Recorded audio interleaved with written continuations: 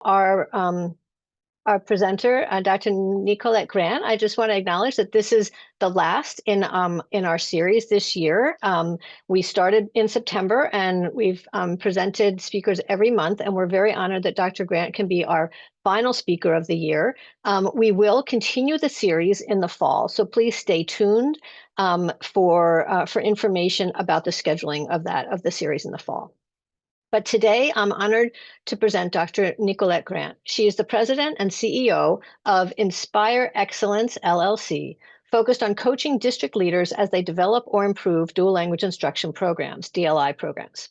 Previously, she served as a learning community superintendent for Charlotte-Mecklenburg Schools, the chief academic officer for Winston-Salem Forsyth County Schools, and the executive director of Choice and Magnet Schools for Guilford County Schools. As the former principal of Collinswood Language Academy in Charlotte, North Carolina, she received numerous awards and recognition for outstanding academic outcomes for bilingual students. So she has a long, long history. Dr. Grant's doctoral research at the University of North Carolina at Charlotte focused on understanding and improving the onboarding experiences of international Latinx teachers in DLI programs. And she will be teaching DLI administration graduate courses at East Carolina University. So I'm very pleased to welcome Dr. Grant. Thank you. So I first wanted to just thank Carrie for the introduction, and thank you for your patience as we navigate getting the slides pulled up. So I have about 20 years of experience in the world of dual language. I was first introduced to this amazing world through my role as an assistant principal, and then later a principal of Collinswood Language Academy. Collinswood is located in Charlotte, North Carolina, and was the first two-way dual language program in the state of North Carolina. All right, so as I said, I was introduced to dual language through Collinswood Language Academy. I was the assistant principal, then principal there, and it was the first two-way dual language immersion program in the state of North Carolina. It started as a K-5 program, having a strand of dual language, and eventually expanded to become a school-wide program. Collinswood has now been successfully educating multilingual learners for over 25 years. When I became principal, I was charged with expanding the program to the 8th grade while maintaining high academic and linguistic standards. As I developed the district Spanish immersion K-8 model, I was intimately immersed in the recruitment and retention of bilingual and international teachers. I was also faced with navigating the difficulty of finding bilingual middle school certified staff. As an administrator, I became aware of the challenges that international teachers faced adjusting to cultural and pedagogical differences. I also witnessed the amazing cultural and academic impact that they had on students. During my 5 years as principal, our school was honored to be named a North Carolina Honor School of Excellence, and I'm proud to say that we had no gap between our racial subgroups. We had 98% of our students pass the state reading exam, and 100% of our students pass the state's math exam. We were named an International Spanish Academy School of the Year by Spain's Ministry of Education, and a National School of Excellence by Magnet Schools of America. We were honored to host the renowned dual language researchers, Drs. Virginia Collier and Wayne Thomas, and they were impressed by the quality of cultural and linguistic instruction offered at our school. They asked me to contribute to their book, Creating Dual Language Schools for a Transformed World, Administrators Speak, and share my middle school expansion experiences. Drs. Collier and Thomas's longitudinal study of the benefits of dual language instruction, which includes assessment data from Collinswood, is featured in their red book, Dual Language Education for a Transformed World. Chapter 5 highlights the astounding effectiveness of the North Carolina story. My contribution is in the green book, and my picture with two of my dual language students is on the cover of both the green book and their gold book, which is the Spanish version of Why Dual Language. After leaving the principalship, I continue to support dual language as an executive director of teaching and learning, and as a chief academic officer and learning community superintendent. In 2018, I was asked by Jose Medina, one of the authors of Cal's Guiding Principles for Dual Language Education, to review and write an endorsement of the 3rd edition. Now I provide dual language coaching for principals and dual language leaders through my consulting company, Inspire Excellence. So with learning a little bit about my educational experiences, and I guess a little bit about my technology challenges, you will not be surprised to know that I chose to focus on dual language recruitment for my doctoral research. So I'm pleased to have the opportunity to share my research on the lived experiences of international dual language immersion teachers working in North Carolina with this Multilingual Learning Research Center audience. I conducted my study during my doctoral program at the University of North Carolina. And today I'm going to share the significance of my study, highlight relevant literature, explain the methods I use to analyze data, and share findings and implications for the educational field. First, I'd like to express my gratitudes to Drs. Joan LaChance, Walter Hart, Lisa Merriweather, Joseph Hoff, and Amy Good for their guidance during my dissertation process. And I want to thank members of the Educational Leadership Department for their support. This presentation will provide a high-level overview of my research, and then at the end of the presentation, I'll share the ProQuest number for the full published version. According to the United States Department of Education, bilingualism and cultural competence are essential for graduates to be competitive within the global marketplace. In the United States, most teachers are monolingual English speakers and not fully equipped to address the linguistic and academic needs of multilingual learners. The dramatic increase in multilingual students in the United States and the growth of dual language immersion programs resulted in an increased demand for bilingual teachers. Due to a nationwide shortage of bilingual teachers, many dual language immersion administrators must recruit international teachers on temporary cultural exchange visas. What is dual language immersion? Probably this audience already knows, but dual language immersion programs provide standards-based instruction through English and an additional language. Here in North Carolina, the additional languages are, for our immersion programs are Cherokee, French, German, Greek, Japanese, Mandarin, Spanish, and Urdu. And program models vary based on the instructional time in the target languages. So as a researcher, I must disclose my positionality. I've already shared that I'm a former principal of a dual language school, and I've witnessed the challenges and rewards of hiring international teachers. I'm a parent of a bilingual daughter who attended my immersion school. I'm a former chief academic officer for Winston-Salem Forsyth County Schools. And in that role, I revised board policies and supported the expansion of dual language programs to the middle grades. When I started at Winston-Salem, there were about 8 elementary programs, but it stopped at elementary and there was no continuation for the students.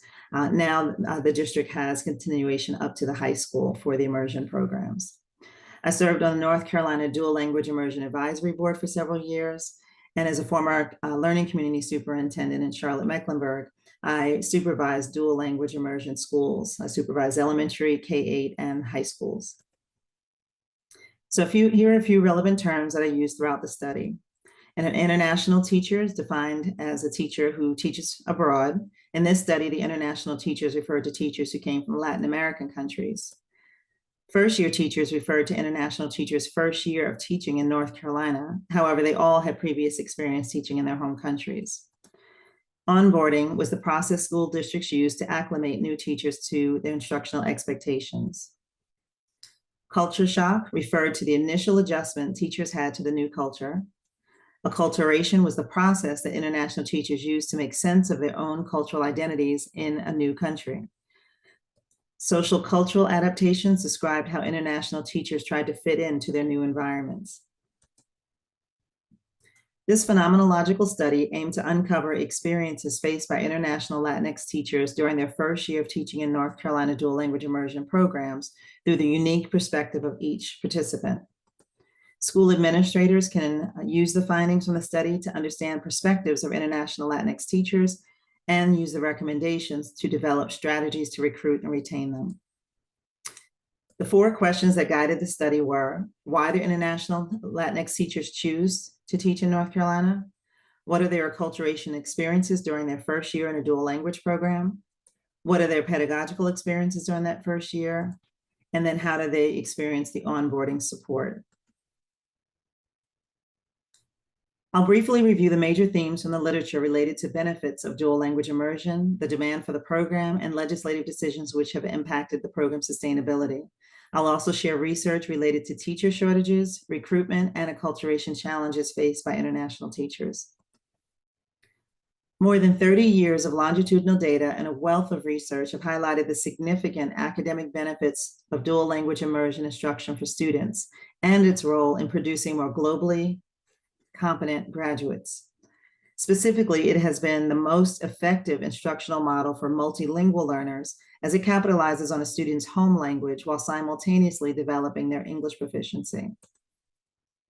As the demand for dual language programs has tripled in the past 15 years, the need for qualified bilingual teachers grows dire. Supreme Court decisions such as Lau versus Nichols and Castaneda versus Pickard highlighted the need for a meaningful education based on a three-pronged standard of sound research, effective implementation, and evidence of success to support a growing multilingual student population. Research shows that dual language immersion programs meet the three-pronged tests. Both the North Carolina Department of Public Instruction and the United States Department of Education advocate for the program's outcomes of biliteracy, bilingualism, and cultural competence. They cited these linguistic skills as essential and in our country's best interest. They support dual language expansion and stress the need to better prepare graduates for the global marketplace and to address geopolitical challenges. I explored literature related to the nationwide teacher shortage. Over the past decade, educator preparation programs graduated fewer teachers. Since 2010, there has been a 30% decrease in educator program enrollment. And Boyle et al., United States Department of Education, stated that a bilingual teacher shortage is a significant challenge to supporting multilingual learners and preparing a global workforce.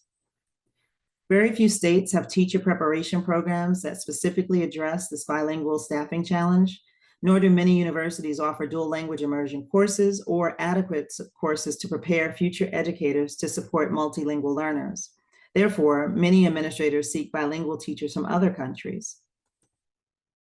Research showed that these international teachers often face culture shock, alienation, frustration, and acculturation challenges as they adjusted to their new host country. These challenges impacted their success in the classroom and their retention rates. Human capital and Lat-Crit theories provided the frameworks that I used to understand the cultural and linguistic experiences of international teachers. I specifically focused on recruitment and PD provided to ensure successful pedagogical acclimation, as well as participants' cultural identities and adjustments to teaching in North Carolina. Due to the nationwide shortage, these human capital theories, specifically the resource-based and strategic human capital views, stress the need to focus on this specialized group of bilingual educators to ensure dual language program sustainability. District leaders must understand their onboarding needs and devise effective strategies to recruit, develop, and retain bilingual teachers who are crucial resources to supporting multilingual learners, globally competent graduates, and dual language expansion efforts. The second theory used was Lat-Crit theory. This theory relies on cultural and linguistic framework to understand the experiences of Latin Americans. Using this theory, I explored the unique experiences of Latinx teachers as they made sense of their first year experiences in a dominantly English-speaking country and culture. As stated earlier, there's a high demand but low availability of bilingual teachers in North Carolina. It is vital to understand and improve international teachers' onboarding experiences to reduce challenges related to culture shock. This deepened understanding of their experiences can improve recruitment and retention support structures. For the study, I used a semi-structured interview guide based on 4 research questions. I conducted 2 pilot interviews to refine my protocol. All the interviews were conducted using Zoom. The interviews were recorded, transcribed, coded, categorized, and analyzed using hermeneutic cycling. And then throughout the analysis, journal notes captured my preconceptions, reflections, and evolving understanding of participant experiences. A hermeneutic or interpretive phenomenological approach was used to interpret the experiences of international teachers. Unlike transcendental or descriptive phenomenology, it removes the researcher's positionality. The interpretive approach actually recognizes that a researcher's experiences with the phenomenon aids in the interpretive process. Data collection included a demographic survey, virtual interviews that were conducted last year, May through June, interview recordings, transcripts, and journal notes. Instrumentation included the 2 pilot interviews, semi-structured questions, 7 virtual interviews that lasted between 50 to 73 minutes, and my positionality as a research was considered. Video recordings and transcripts were reviewed numerous times. Whole transcripts were read to understand the essence of each experience. Reflections of the whole transcripts were captured in journal notes. And then line by line microcoding was conducted as the codes were assigned. Reflections from the microcoding were captured. During 3 hermeneutic cycles, codes, categories, subthemes, and themes were uncovered. Once the analysis was complete and the themes were saturated, each video was reviewed one final time to confirm the analysis. The analysis and journaling occurred over several weeks and resulted in 49 pages of reflections from the 3 hermeneutic cycles. I included sample pages of the journal in Appendix G of the published dissertation. This is an example of how the journal notes capture the emergent patterns and outlying experiences of the participants. So now the results. I'll share the themes and subthemes that emerge from the analysis. First, we'll get to know the participants. This graph from the demographic survey highlighted the previous teaching experiences. 89% of the participants had 5 or more years of experience before they began teaching in North Carolina. This table provides an overview of the participant demographics, including the pseudonyms that they selected. 7 participants from 6 different Latin American countries were interviewed. Antonella from Costa Rica, Don is from Venezuela, Edith is from Mexico, Maria from Ecuador, Paola and Stephanie are from Colombia, and Tatiana is from Peru. 6 of the 7 participants were female, 6 of the 7 were married, 4 of the 7 had school-age children, all of them had master's degrees, and 1 had a PhD. 6 participants were sponsored by cultural exchange companies, Participate, EPI, and TPG, and 1 obtained a political asylum visa. So from the analysis, 4 themes emerged. The first theme was that cultural exchanges can mean better opportunities for international teachers' families. The sub-themes included the desire for professional and educational opportunities for themselves, their spouses, and their children as they improve their English proficiency. Participants chose to work in multicultural urban areas. They also wanted the opportunity to work in an asset-based, culturally welcoming environment that dual language immersion programs provide. In reflecting on the cultural benefits of the experience, Stephanie, who's Colombian, noted, "Even though Spanish teachers all speak Spanish, we have different ways of speaking. It has been very nice for me to get to know other cultures. This is my first time hearing people from Honduras or people from Bolivia or people from Chile or Costa Rica or Peru. For me, it's been personally enriching." She went on to add, "In my school, I feel valued. Being from another country and having another culture is appreciated. It's good to be different. It's good too because the kids benefit from your Spanish. They appreciate that I speak 2 languages. You can communicate with parents too. The school is welcoming and it embraces diversity and multiculturality." Don was thankful for the opportunity to teach in North Carolina. And he was especially thankful that he and his wife were both hired to teach in dual language programs in the same district. The second theme was federal and state systems create barriers for international teachers. Participants expressed challenges related to financial stability, such as not having credit scores needed to secure safe housing and reliable transportation. Challenges navigating the bureaucratic systems needed to obtain Social Security numbers and accessing the state's power school system hampered job functions. The limited terms of their temporary work visas also caused stress. I know that this study was done a year ago, so this was before all of the changes in how our government is currently treating Latinx immigrants. So I wonder if I did the study now, what the results would be. Participants described frustrations. Stephanie said, "I feel like the laws in the United States in general are not welcoming to immigrants. Without a Social Security number and a credit score, who's going to give you a loan? The banks say no because you don't have a credit score." For Maria, obtaining her own means of transportation was difficult and became a frustration. For months, she relied on someone else to take her to and from school. Throughout her experience in North Carolina, Tatiana described worrying about the impending end of her work permit. She said, "I feel like I have a quote unquote expiration date on me." The third theme was that cross-culturally aligned ongoing support can help retain international teachers. Sub-themes highlighted the vital role of culturally competent and empathetic mentors. All of the participants mentioned that. More parental involvement and shared partnership was needed to support students' bilingual education. And every participant stressed the need for ongoing job-embedded professional development with modeling and coaching to improve their success in the classroom. Stephanie credited the support of her grade level colleague as a lifeline. She said, if I didn't have this person to help me and check on me, I don't know that I'd be coming back next year. We all need a person who can help us. Antonella wanted more interpersonal relationship with her principal. She said that she never knew where her principal was and that her principal was not very involved. Maria noted that parental involvement was very different from her home country. She shared that I would say here, parents are not as involved as parents I used to have in Ecuador. You see them less, you talk to them less, and they ask you fewer questions. They were parents that wouldn't even answer my phone calls or text messages. Maybe it's a cultural thing. The fourth theme was that social cultural adjustments negatively impacted first-year acculturation experiences.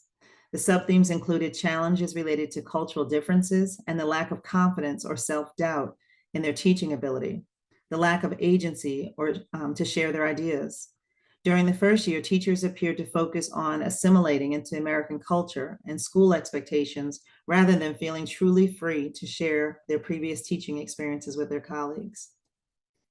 Maria had several mental breakdowns during her first month, and Paola recalled, I cried a lot last year. It was really hard. It's like your roots are in your country. It's kind of like killing you a little bit. You're leaving behind your family, traditions, food, and culture.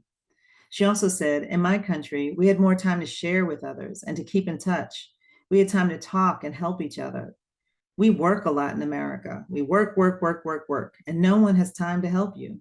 You're expected to just get to work and get results. When referring to the lack of time to develop supportive collegial relationships, Edith stated, teachers here move like soldiers. They're going this way and that way. They're always doing something. Antonella noted that the over-reliance on data caused friction and competition among colleagues. In Costa Rica, we don't have this thing of data. Here, it's a big deal. It's all about data, data, data. Some teachers change grades and cheat to get higher scores, and then the principals think they're amazing, but they're actually cheating. I'm not used to this, and I don't think it's professional. Tatiana and Stephanie shared that the adjustment caused them to lack confidence in their teaching abilities, and they felt like they were brand new teachers again. Finally, I'll highlight my study's connection to the literature and research questions, unexpected findings, and recommendations for future research and implications. My findings and themes align to several studies I explored in the literature, specifically related to acculturation, social cultural challenges, school support, and asset-based environments. Mumford's study found that international teachers face culture shock in new environments. But for my participants, this culture shock was mitigated by the selection of a multicultural urban city and the dual language programs they worked in. Merritt's study in 2024 focused on Latin American teachers in rural areas of North Carolina. In her study, teachers appeared to struggle more with living in a rural environment than adjusting to teaching in their schools. As international teachers experience what Roskell termed a double culture shock, which is shock from both the work and the host country environments, Roskell found that the work adjustment played a greater factor in predicting staffing retention. Contrary to Merritt's findings in the rural settings with supportive principals, my study's participants articulated that they adjusted well to the urban environment, but that their principals were not as involved with their onboarding. As they acclimated in their new environments, they questioned their self-identities, not as Latinos in urban settings or in bilingual schools, but as effective teachers in their classrooms. In Ward et al.'s longitudinal study, social cultural challenges were described as stages that included a honeymoon period, followed by homesickness, recovery, and either successful or unsuccessful adjustment to the new culture. Like Bodycott and Walker's findings, my participants found that challenges included culture shock, isolation from their families, frustration, and challenges adjusting to the different cultural and work expectations. Findings from my study aligned with Ospina and Medina's qualitative study of international teachers. Understanding cultural norms, language barriers, communication with parents, and classroom management, as well as ineffective school support from mentors or administrators, contributed to the social cultural challenges. Cultural and pedagogical support of principals and mentors are vital for the success and retention of teachers. Effective mentors or culture friends reduce the negative impact of culture shock and can significantly improve acculturation, retention rates, and classroom success. Ensuring the right mentor is also key. The mentors need to have cultural competence, empathy, content knowledge, and a willingness to help. Dr. Joan LaChance's studies found that specialized professional development on language acquisition was needed to support teachers' ability to develop their own biliteracy skills and those of their students. Her study also emphasized the need for specialized training for administrators and the need for teacher education courses to better prepare teachers to support the needs of multilingual learners. Culture friends, mentors, and supportive colleagues were highlighted in several studies and was also the key recommendation from the teachers in my study. Finally, these 3 studies found improved acculturation experiences in asset-based environments, specifically the significant role principals played in creating culturally welcoming environments where micro-affirmations validated the language and culture of international teachers and multilingual learners. Principals needed specialized training to lead dual language programs, like one that I'll mention later in the presentation. Micro-affirmations, which are verbal or visual validations of diverse cultures, promoted feelings of inclusion, sense of belonging, self-efficacy, and resilience. Micro-affirmations can include posting bilingual signs, hiring bilingual front office staff, communicating with families in both languages, conducting professional development in both languages, and any action that lets the international teacher know that their language and culture are valued. Seda Ward found that asset-based environments reduce feelings of social isolation and improved recruitment efforts. They stated that educators seek organizations in which their cultural, ethnic, and linguistic identities are seen as assets, which are gifts to themselves, the school community, and to society. While my study findings aligned with the literature that I highlighted, it also uncovered additional factors to consider. Challenges related to financial stability, the lack of credit scores, or the cost of living. One of the participants was surprised that she had to pay both a deposit and the first month's rent. And in our state, we hold the first check for the teachers, and that was a challenge. They found a challenge having a lack of meaningful relationships with colleagues, and talked about the difference between having the Latin warmth or having that soldier analogy. The over-reliance on assessment data caused competition instead of collaboration among colleagues. It was an individual versus a communal culture. And over-assessing children didn't align with their beliefs on developmentally appropriate instruction. Participants lacked the understanding and experience teaching in dual language immersion programs. Although they were familiar with teaching English in their countries, they did not have knowledge of dual language immersion research or biliteracy teaching strategies, and I was surprised by this. Participants in larger or school-wide dual language programs experienced fewer school-based acculturation challenges. They had more bilingual colleagues available to provide support. When establishing dual language programs, whole school models may provide more cultural and environmental support than the strand model with only a few bilingual teachers per grade level. Most of the urban schools in the study, in my study, hired Spanish facilitators to support and coach international teachers. Participants shared, however, that principals need to be more involved with their onboarding and build positive relationships as well, and that the lack of connectedness with school principals resulted in tense and fearful encounters during classroom walkthroughs or formal observations. The social support for spouses and children of the international teachers can improve adjustments and retention rates as well. So for example, at one school, the Spanish facilitator hosted a party at her house to welcome the international teachers and her families. The social gathering at the beginning of the year helped to reduce isolation and established a positive staff culture. Teachers are not just workers or soldiers.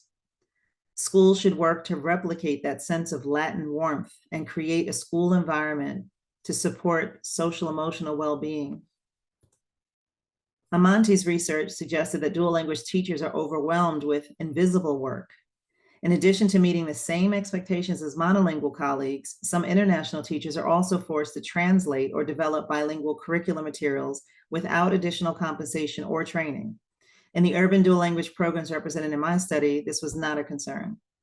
The teachers I interviewed felt that they had adequate bilingual educational resources, but they needed more guidance and modeling to use them effectively. They emphasized the need for show me, don't just tell me, philosophy to help them to adjust to the new school expectations. The burden of invisible work, however, may be different in rural districts and other states where bilingual curriculum is not provided, and teachers must spend time translating their materials. This invisible work should be taken into consideration. Now we'll return back to the research questions. Teachers came to North Carolina to explore greater opportunities for themselves and their families, specifically professional learning and bilingual language skill development. They experienced a roller coaster of emotions due to financial, bureaucratic, and housing challenges in their host environment, as well as adjustments to pedagogical differences in their work environment. Viewing this through a LatCrit lens, the dual language program's culturally affirming environment allowed participants to capitalize on their language and cultures. Here, teachers could work and learn from colleagues from other countries. Pedagogical experiences related to professional growth opportunities and the lack of confidence and agency of voice during their first year. While the year began with assimilating to the new expectations, over the course of the first year, the teachers became more confident and found their voice. School support in the form of ongoing coaching and modeling from culturally competent and empathetic mentors, facilitators, and principals is vital. Several participants expressed their desire to serve as mentors next year for new international teachers. Based on the study, I recommend future research of onboarding experiences of teachers from countries who teach in one of North Carolina's other language immersion programs. This research may include teachers from China, Germany, Greece, France, Haiti, Japan, or India.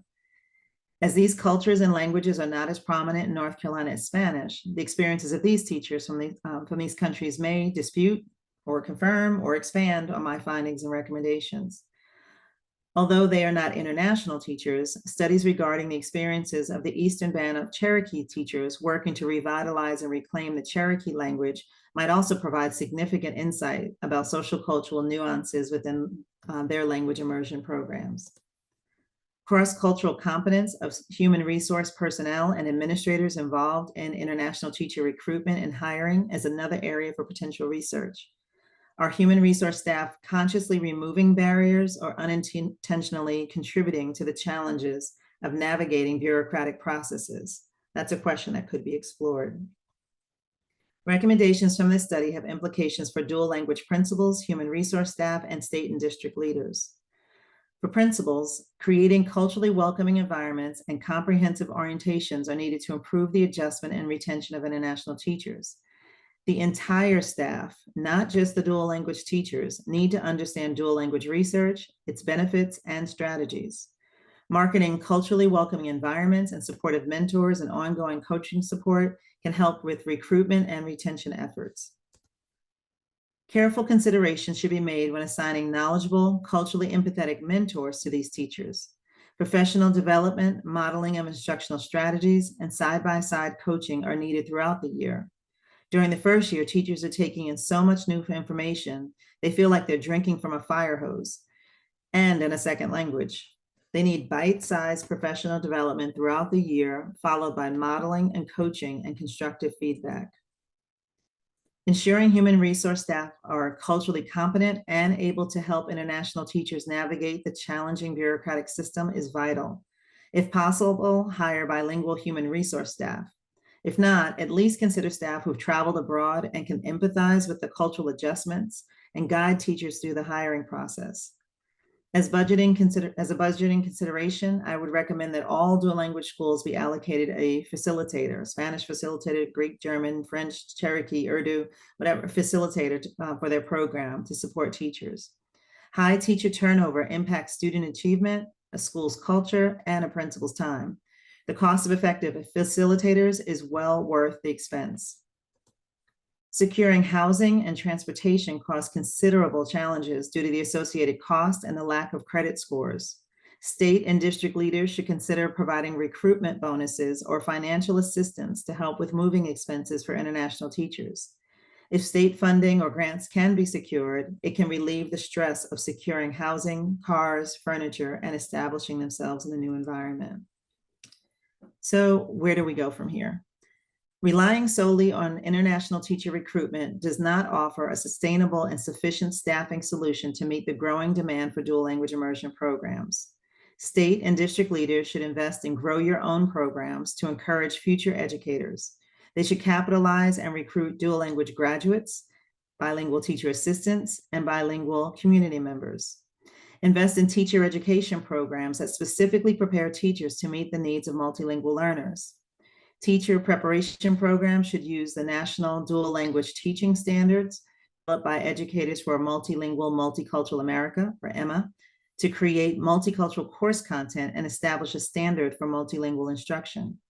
Colleges and universities should consider taking advantage of the Department of Education's National Professional Development Grant. That grant provides up to $700,000 per year for 5 years with the goal of supporting grow your own teacher recruitment programs. Keep in mind that there have been some recent changes to whether the federal government is honoring grants. Lastly, administrators should consider enrolling in East Carolina University's online dual language immersion administration certificate program. The year-long program is made up of 4 courses that equips school administrators with the knowledge of dual language research and practices needed to create asset-based environments to recruit, develop, and retain bilingual teachers. Thank you for joining me this afternoon to hear about my dissertation research. I've provided my email and website if you want to talk more about my study. Included is the ProQuest number for the full 231 pages of research, references, and appendices. Thank you for attending this speaker series and your patience at the beginning. And at this time, I'd like to address any questions or comments that you may have.